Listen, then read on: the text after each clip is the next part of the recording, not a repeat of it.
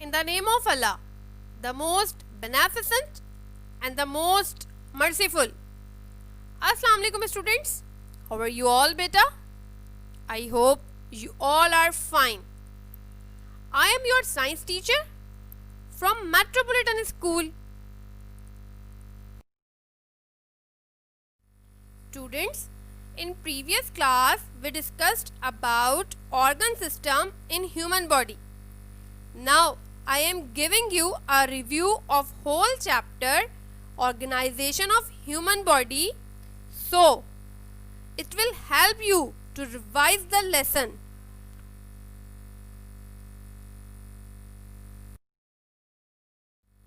Students, cell is the basic structural and functional unit of all living things.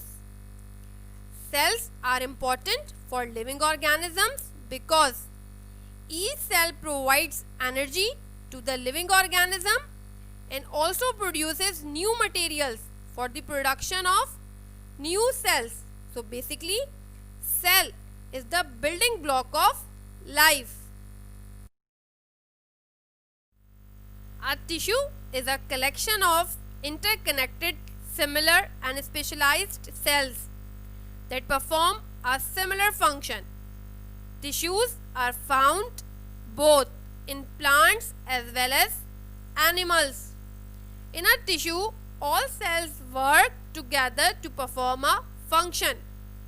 Following are the four main types of tissues of human body: nervous tissue, epithelial tissue, muscles tissue and connective tissue.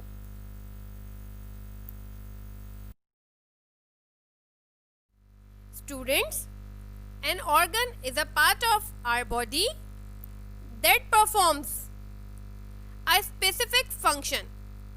An organ is made up of different types of tissues that perform a common function.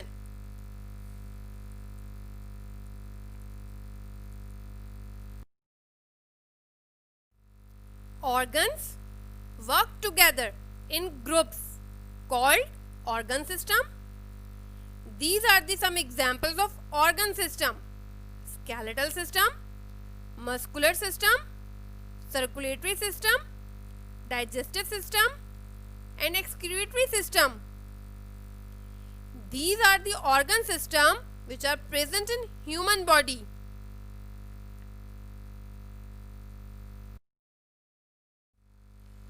All the organ system combine together and form an organism.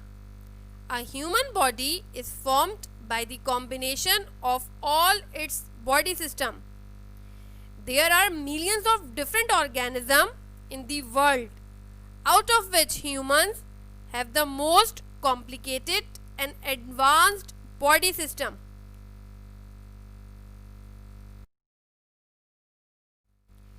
There are 5 levels of organization of human body: cell, tissue, organ, organ system and organism.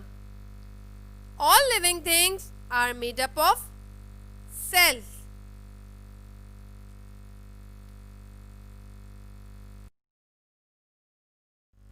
Students, an organ may belong to more than one system. For example, liver. Liver is included in both digestive as well as excretory system because it absorbs nutrients from small intestine and excrete out waste product like bile. Lungs is a part of respiratory and excretory system because the main function of lung is the intake of oxygen in the blood and removal of carbon dioxide from the body. Nose is a part of respiratory as well as excretory system because it involves in exchange of gases.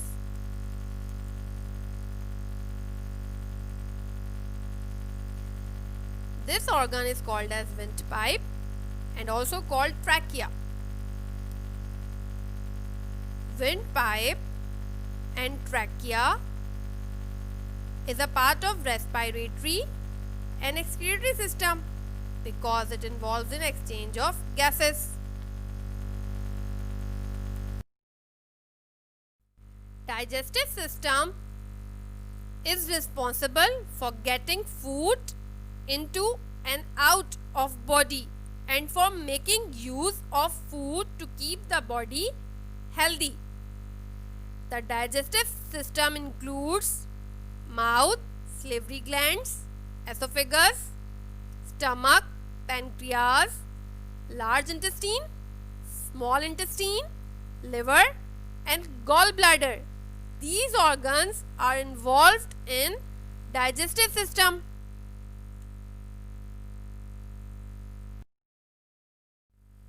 Nervous system is responsible for coordinating the actions and transmissions of sensory information to different parts of body. The nervous system includes brain, spinal cord, and nerves.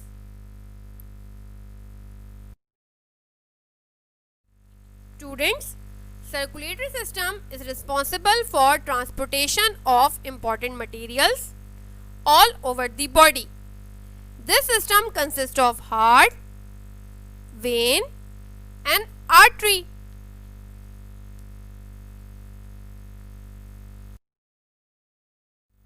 Students, excretory systems remove waste materials from the blood. Kidneys are the main organ of excretion in our body. We have 2 kidneys. They clean our blood and throw out waste from the body in the form of urine. When we breathe out air, carbon dioxide, a waste gas, is thrown out of the body by lungs. Excretory system includes kidney, ureter, urinary bladder, and urethra.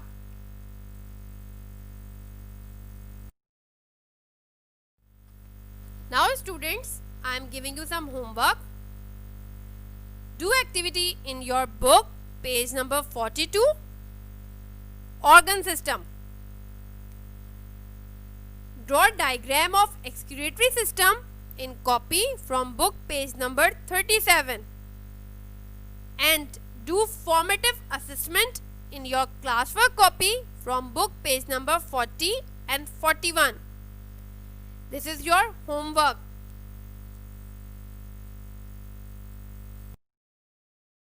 I hope you got the lesson in a better way. This was Miss Kuratulan signing off. May Allah increase your knowledge. Stay home, stay safe. Thank you for your attention. Allah Hafiz.